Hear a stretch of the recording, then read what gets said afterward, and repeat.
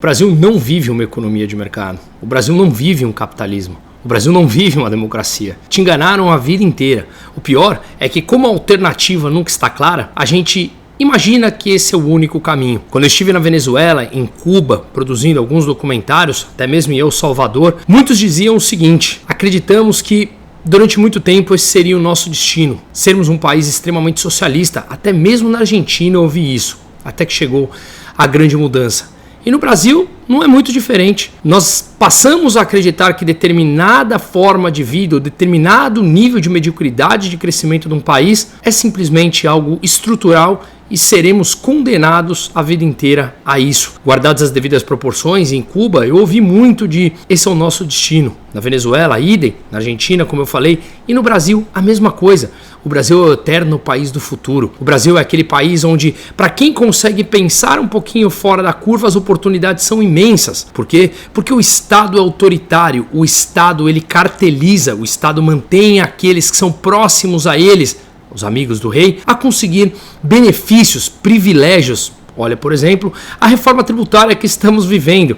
Teremos provavelmente o IVA mais alto do planeta Terra, superando inclusive o da Hungria, por fornecermos benefícios e privilégios a determinadas classes, determinadas bancadas políticas que brigam pelos seus privilégios e, claro, o governo, parasita por natureza, sempre tem que manter o nível alto de arrecadação porque ele não vai cortar na carne o seu próprio gasto. Há um incentivo perverso na forma de fazer política, no geral no mundo e no Brasil especialmente. Você tem todo o incentivo ao governante gastar mais para se eternizar no poder. Ele compra votos de forma direta e indireta, com isso, subindo impostos, gastando mais, dando aquela migalha para a população, para que eles sintam, ou ao menos alguns, sintam que estão recebendo alguma coisa de volta. Mas isso, na verdade, é o medo, porque muitas pessoas, muitos da população já perceberam que essa é a forma dos políticos comprarem os seus votos. Mas como eles não veem uma alternativa clara a essa solução, acabam novamente votando nos mesmos. Ora, um programa de benefício deveria ser medido pela quantidade de pessoas que saem dele. No Brasil, a porta de entrada dos benefícios estatais é gigantesca e a porta de saída não existe. Você cria aqueles bolsões de pessoas vivendo do Estado por completo. De alguma forma, nós temos pelo menos 100 milhões de brasileiros vivendo do Estado. De alguma maneira, somente de Bolsa Família são 56 milhões de brasileiros. 1/4 da população brasileira. Isso é simplesmente insustentável. Então essas pessoas que estão acostumadas por décadas, de maneira proposital, por parte principalmente de governos de esquerda, e uma forma de fazer política no Brasil, criam um medo nas pessoas que, se vier um governo diferente, retirarão todos os benefícios do dia para a noite. E assim, mesmo que eles não acreditem em política, não acreditem nos políticos, nos burocratas brasileiros, eles acabam optando e votando pelos mesmos, justamente com o medo de que, se vier uma alternativa ao óbvio, acabe cortando seus benefícios e, como sendo a única ou a principal fonte de renda deles, acabam vencendo pelo medo. Pois bem, é isso que a gente vai falar aqui nesse vídeo, com alguns pontos a mais. No começo da semana passada, eu fiz um vídeo mostrando como que o governo vem acelerando os gastos parafiscais, ou seja, ele gasta e, com artimanhas e subterfúgios e pedaladas fiscais, lembra desse nome da Dilma, hein? Está acontecendo exatamente a mesma coisa. Com esses gastos parafiscais e essas matemáticas, esses malabarismos que eles fazem, eles conseguem fazer com que os gastos não apareçam no orçamento. Ao invés de entrar como despesa primária, colocam como despesa financeira, colocam apadrinhados políticos em várias empresas e, com isso, continuam acelerando o processo de endividamento do governo brasileiro. E o Tesouro Nacional mais endividado leva inevitavelmente um aumento das curvas de juro, que eu vou explicar. Calma, isso te afeta diretamente, além da desvalorização da moeda. Tudo isso é inflacionário. E claro, o discurso antigo e antiquado coloca a culpa em terceiros. Essa esquerda, essa é a maneira de fazer política no Brasil. Mas muitos já vêm percebendo. Então vamos falar com dados, porque novas formas de gasto do próprio governo estão sendo maquiadas, e aqui eu vou falar a parte 2. Na parte 1, como eu falei, falamos da Engea.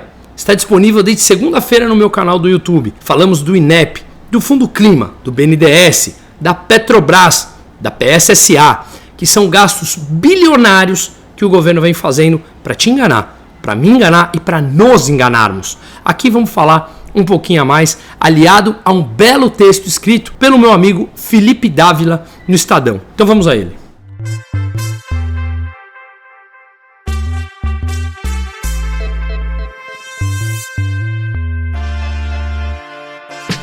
O que Dávila falou nesse texto super bem escrito, recomendo a leitura, tá lá no Instagram dele, chamado A Grande Mentira, que basicamente nós fingimos viver em uma economia de mercado. Ora, o Brasil, por natureza e por definição, não é um país capitalista. O que pressupõe o verdadeiro capitalismo? O verdadeiro capitalismo é um mercado aberto, é um mercado de alta competição, onde todos e qualquer empresário que queira entrar num determinado setor, ele tem liberdade para isso. Com essa liberdade, ele acaba trazendo mais inovação, mais investimento, e isso abre o mercado para novas possibilidades. E os consumidores, com mais disponibilidade de produtos e serviços, acabam conseguindo comprar algo ou um conjunto de produtos e serviços por um preço menor, com uma qualidade muito melhor. Mas o Brasil está estagnado simplesmente em exportadores de commodity. Não conseguimos evoluir na parte tecnológica. É por isso que a produtividade no Brasil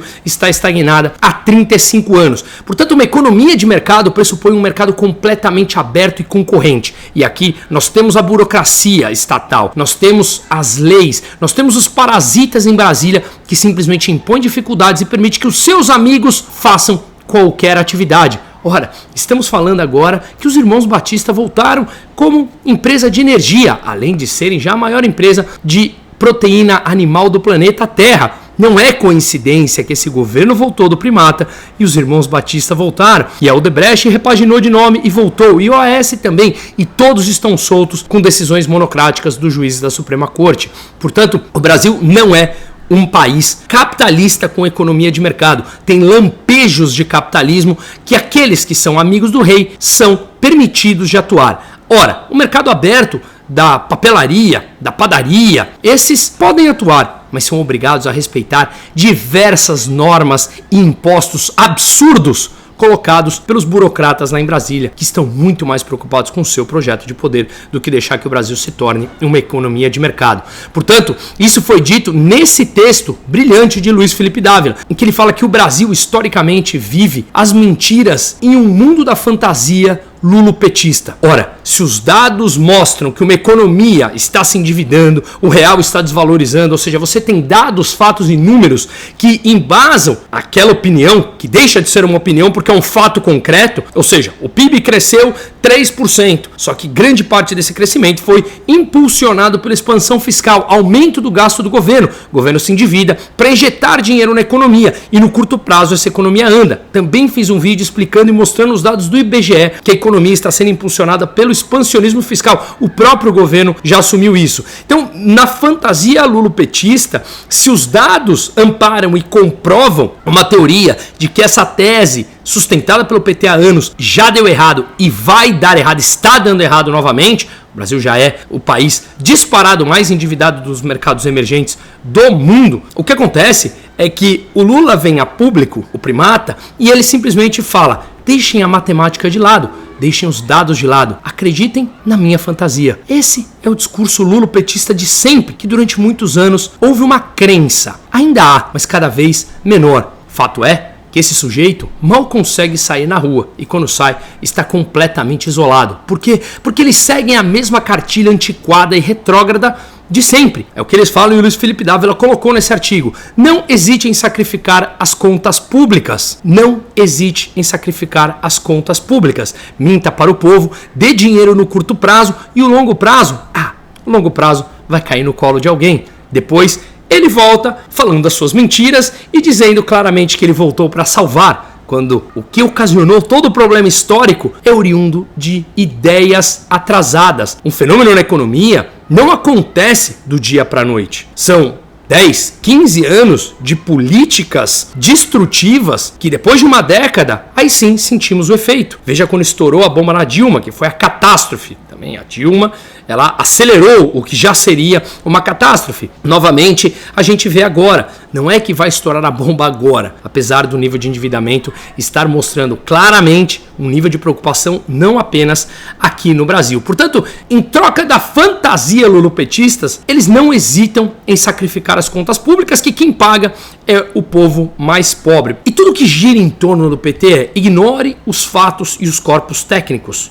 Indique seus amigos políticos que a situação se tornará o Brasil medíocre de sempre. Vamos olhar então aqui mais alguns pontos em que Luiz Felipe Dávila completou o que foi o meu vídeo dos rombos parafiscais que eu acabei de mencionar. Ele falou sobre o rombo do Postales, o fundo de pensão dos Correios, que teve um rombo de 15 bilhões de reais, com que? Com a desastrosa companhia estatal Sete Brasil. 15 bilhões de reais e mais. Compraram títulos podres da ditadura da Venezuela e do governo peronista da Argentina, antes da entrada do Milei. Financiou a Venezuela, financiou a extrema esquerda na Argentina antes do Milei e fez com que os aposentados dos Correios arcassem com mais esse prejuízo, assim como foram feitos com os outros fundos de pensão também ao longo dos governos petistas. E todos eles, os velhinhos aposentados, estão tendo que pagar mensalmente com dedução do seu contra-cheque. Rombo da Previdência, mais de 400 bilhões de reais, mostrando que toda a reforma da Previdência já foi para o espaço. Teremos que ter outra reforma, claramente. Auxílio Gás. O Auxílio Gás, que o subsídio para vender o gás mais barato vai custar aos cofres públicos mais de 13 bilhões de reais. Ora, Bruno, mas isso é bom, porque você vende o gás mais barato. Não, um rombo público leva à inflação, que quem paga é justamente o mais pobre, que é o que supostamente precisa desse subsídio. A causa no curto prazo, ela pode parecer benéfica, mas no longo prazo ela é extremamente destrutiva para a economia. Destrutiva por completo, porque ela é inflacionária e os mais pobres acabam pagando e depois esse ciclo se eterniza. Benefícios tributários, mais de 500 bilhões de reais com isenções fiscais, como por exemplo da Zona Franca de Manaus, e para todos os grupos de privilegiados, como eu mencionei no começo aqui do vídeo, quando são amigos do rei. Tudo isso vai causando maior endividamento público. Portanto, nós fingimos viver numa economia de mercado e não, nós vivemos numa economia estatizante. O socialismo do século XXI. Veja uma matéria, por exemplo, que saiu aqui na última semana, que a dívida bruta brasileira está quase a 80% do PIB. E o FMI estima que a dívida do Brasil esse ano será a quarta maior entre os 36 países emergentes.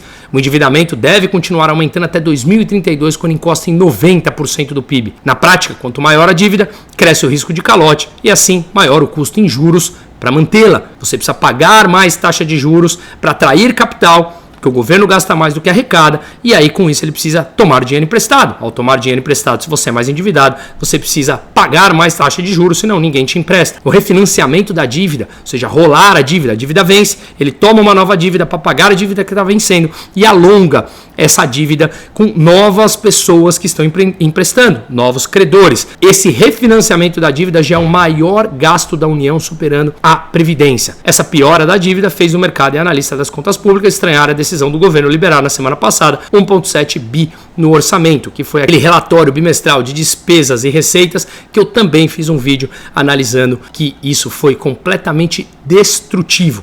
E o que acontece é que ao financiar a taxa de juros mais altas, as pessoas simplesmente entram no discurso petista de, ora, então basta o governo baixar a taxa de juros através dos indicados agora no Banco Central que tudo se resolve. Não, a Selic, que é a taxa básica de juros do Brasil, é a taxa de juros de um dia. Como você toma empréstimos a prazos maiores, você precisa se embasar, olhar a taxa de juros futura. Essa taxa de juros futura, ela é negociada no mercado por livre oferta e demanda. São os investidores locais e estrangeiros olhando e falando, ora, para aquele prazo mais longo, eu exijo determinada taxa de juros.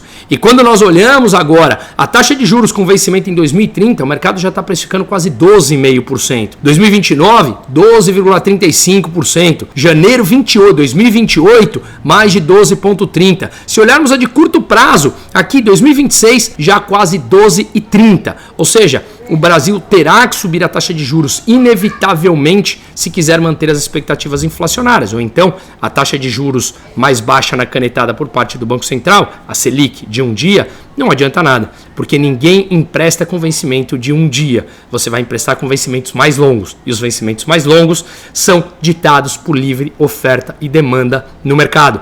Com isso, não adianta nada o discurso populista petista, como falamos aqui, e Luiz Felipe Dávila falou no artigo dele, porque não muda em absolutamente nada. Você precisa olhar as curvas de juros futura e essas estão mostrando uma alta forte na taxa de juros brasileira. Caso contrário, investidores não emprestam mais. E se não emprestam mais, o governo precisa imprimir dinheiro, uma vez que ele gasta mais do que arrecada. Impressão de dinheiro é completamente inflacionário. Basta olhar o que aconteceu com a Argentina e o Brasil nos anos 80 e nos anos 90. Espero que fique mais claro como funciona esse mecanismo lulopetista de eternas mentiras e pensamentos retrógrados. Seguimos.